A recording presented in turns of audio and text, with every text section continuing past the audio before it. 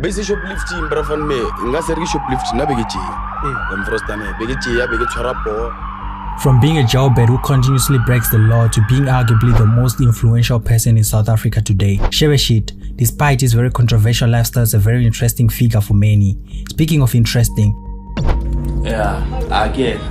there's possibly no one as interesting as Skomota and Mzansi at the moment. Skomota is perhaps the luckiest man alive, or the man who's going to have the most bitter ending ever witnessed on the internet. Let's take a look at the lives of these two controversial figures in Nelson Mandela, South Africa. Likhonolo Katleho Chauke is a South African rapper and controversial figure famously known as shebeshkt. Katleho was born and bred in Leboahomo, a small town in the province of Limpopo, South Africa. Shebeshkt had a very humble upbringing. In his early years, all he wanted to be was an electrician or a chef. The South African sensation, like many, was a victim of unemployment, poverty, and a broken family. At a later stage, the young man decided the only way for him to get a footing in life was to turn to the life of crime. Shebeshkt started shoplifting, but slowly everything became worse. To this day, Shebeshkt claims to left phones and other items stole from people in his previous life.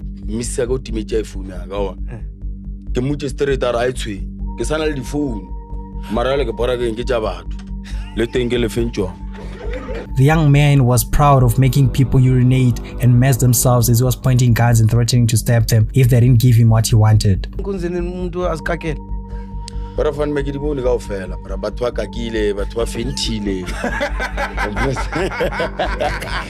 Katleho used to fill large backpacks with stolen phones. At the age of 15, shebeshkt was arrested for the first time. The young shebeshkt was later released and continued with his education until he wrote his matric. But all this was just the beginning for shebeshkt. After just a few months at home with no work and a family to feed, Katleho saw that the only way forward was to start stealing people's phones again. At a point with such a behavior, he was bound to get caught. After years of doing this, shebeshkt was charged on 60 accounts, including for stabbing people in the process of stealing their goods. All this seems to just have made shebeshkt angry and more obsessed with the dangerous life. Shebeshkt became a leader of multiple gangs, not only in Limpopo but also in Tembisa, a famous township in South Africa. Shebeshkt used to bury 5 to 10 gang members every year, and decided to go to a traditional healer to get stronger and be invisible to bullets and knives, as he puts it. One day, Shebe decided to break into a house in his neighborhood. As he broke into that house, he saw a group of boys making beats and recording music. Inspired by his favorite rapper Lil Wayne, instead of robbing them, he asked them if he can jump in on the mic. From then, shebeshkt released a bunch of songs in hopes he would go viral. As he had hoped, one of his songs titled Shebe Mnating went viral on TikTok. From then, shebeshkt became a sensation, especially with the younger generation, for his songs, which many criticize but appreciate for how different they are in the age of all rappers and singers sounding alike. Shebeshkt was lucky and managed to ride the wave of his fame. Speaking of fame and being lucky, Skomota, whose real name is Sifala, is referred to as the luckiest man in South Africa. Just like his counterpart, shebeshkt, he's from Limpopo. Every now and then we get to witness amazing personalities that trend due to their unique traits. Born and raised in Limpopo, Sifala, famously known as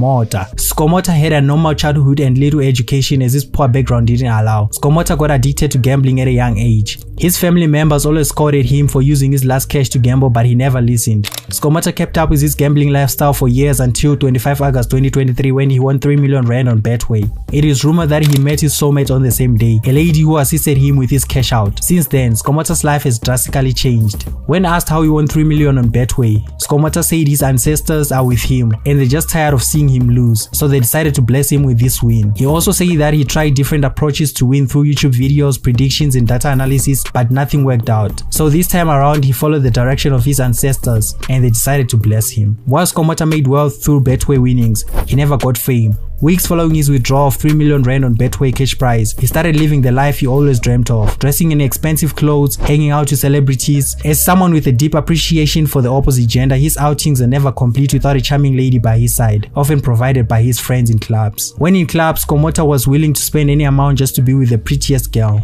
People eventually began to pay attention to his lifestyle. Videos and photos of him with different girls despite his looks were being shared on the internet. That was the beginning of his journey to stardom. One particular video got the whole Mzansi talking when Skomota was filmed crying after a bunch of girls ran away with his money. This unfortunate event only made Skomota even more famous, as more people were curious to know who he was and how he got so much fortune. Skomota used all his publicity to develop his dancing skills and DJing skills. Although his DJing skills never got people talking, his comical dancing dance moves and downright embarrassing actions on stage got people more invested. Skomota went as far as being booked by some of South Africa's greatest artists and clubs alike. Everything takes a darker turn as more people are beginning to notice that something is wrong with Skomota. There are countless clips and photos of Skomota inappropriately touching women without their consent. One is left to wonder if all these women are allowing him because they want a chunk of his money or he's forcefully putting his hands on them. Some ex-users are even going as far as saying the man will soon be thrown behind bars. Due to Skomota's confusing speech and some unexpected attitudes and actions, many public commentators are trying to link Skomota's behavior to some disabilities, but no medical diagnoses have been carried out on him, so no logical conclusion can be reached.